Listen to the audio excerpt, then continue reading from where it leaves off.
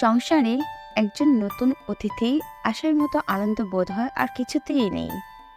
কোনো দম্পতির ঘর আলো করে যখন সন্তান আসে, তখন সেই মুহূর্তটিকে মনে হয় বেশ সুখের এবং অত্যন্ত তৃপ্তির। শুরু থেকে নতুন অতিথির স্বাভাবিকভাবে বেড়ে ওঠার জন্য প্রয়োজনীয় সবই প্রস্তুত নিতে থাকেন বাবা মা। শিশুর জন্য প্রয়োজনীয় উপকরণ তো বটেই, সেই সাথে শিশুর নাজুক শরীরের সুরক্ষার জন্য প্রয়োজনীয় ব্যবস্থা নেওয়া অত্যন্ত জরুরি।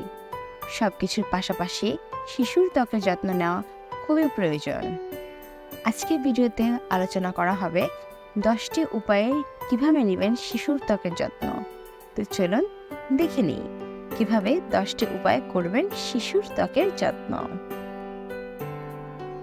নবজাতকের জন্মের পর অন্য সবকিছুর পাশাপাশি শুরু থেকে এ ব্যাপারটির উপর বাবা মায়ের গুরুত্ব দেওয়া জরুরি, সেটি হচ্ছে শিশুর ত্বক। মনে রাখবেন, জন্মের পর নবজাতক শিশুর ত্বক বেশ নাজুক থাকে, সেই সাথে শিশুর রোগ প্রতিরোধ ব্যবস্থাও। তাই একদম শুরুতেই হঠাৎ করে কোনো ধরনের ক্রিম, তেল, সুগন্ধি বা কাপড় ব্যবহার করলে তা শিশুর চামড়ায় শুষ্কতা, এমনকি লালচে র্যাশের মতো সৃষ্টি করতে পারে। এই ব্যাপারগুলো নিয়ে সন্তান জন্মের আগে থেকে সাবধান হওয়া উচিত। সন্তান জন্মের পর শিশুর জন্য কোমল এবং উষ্ণ আরামদায়ক জায়গা ব্যবস্থা করা অত্যন্ত জরুরি। শিশুর জন্মের পর তার শরীরের চামড়ায় ভার্নিশ নামের এক ধরনের তেল জাতীয় পদার্থ থাকে। এই পদার্থ অনেকটা অ্যান্টিবায়োটিকের মতো কাজ করে থাকে। বাইরে ধুলোবালি কিংবা অন্য কিছু যা শিশুর ত্বকের জন্য ক্ষতিকর হতে পারে সব ত্বকের সংস্পর্শে আসতে যা বাধা দেয়।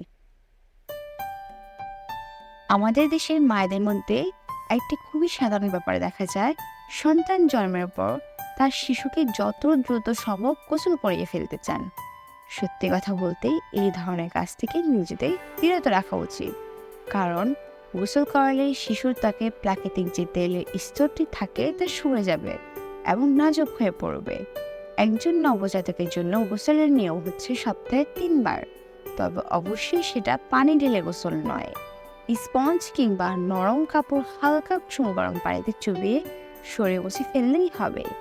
এর বেশি গোসল করালে শিশু ঠান্ডা লেগে যাবে, সেই সাথে ত্বকের তেলের স্তর সরে গেলে একজিমার মতো ভয়াবহ চামড়ার রোগ হওয়ার সম্ভাবনা অনেক বেশি বেড়ে যায়। সাধারণত মুখের লালা এবং ডায়াপার ছাড়া নবজাতক শিশু খুব একটা নোংরা হয় না, তাই সপ্তাহে 2 থেকে 3 বার স্পঞ্জ দিয়ে গা মুছলেই যথেষ্ট। আর দিনে একবার ক্লিনজার কিংবা অল্প একটু পানি দিয়ে মুখের ভেতরটা পরিষ্কার করে নিলেই হবে।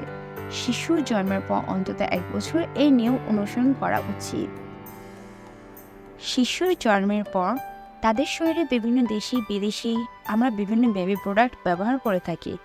সেক্ষেত্রে কিছু বিশেষ নিয়ম রয়েছে, যেমন শিশুর জন্মের পর অন্তত প্রথম 6 মাস বেবি প্রোডাক্ট সাবধানে ব্যবহার করা।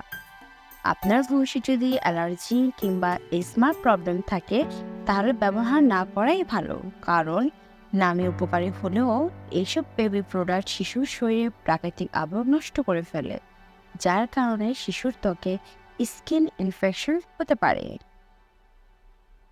নিয়মিত শিশুর বিছানাপত্র এবং কাপড় গরম পানি দিয়ে পরিষ্কার করতে হবে।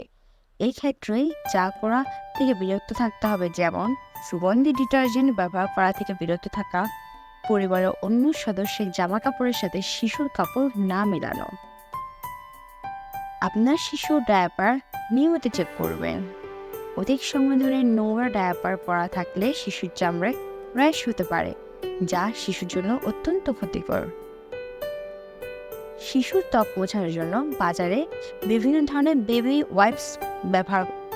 ওয়াইপস রয়েছে, যা না ব্যবহার করাই ভালো, কারণ বেবি ওয়াইপসে থাকা কেমিক্যাল শিশুর ত্বকের জন্য অত্যন্ত ক্ষতিকর হতে পারে। তাই এর পরিবর্তে পরিষ্কার নরম কাপড় ব্যবহার করুন। শিশুর স্পর্শকাতর অঙ্গগুলোতে পেট্রোলিয়াম জেলি ব্যবহার করতে পারেন। এছাড়া যদি বেবি ট্যালকম পাউডার ব্যবহার করেন তবে লক্ষ্য রাখবেন পাউডার যাতে শিশুর মুখের দিকে না যায়, এতে শিশুর শ্বাসের সমস্যা হতে পারে। শিশুর ত্বক যে আরও স্বাস্থ্যকর করে তুলতে ম্যাসাজ করতে পারেন, তবে সেটা অবশ্যই জন্ম অন্তত 10 সপ্তাহ পর থেকে।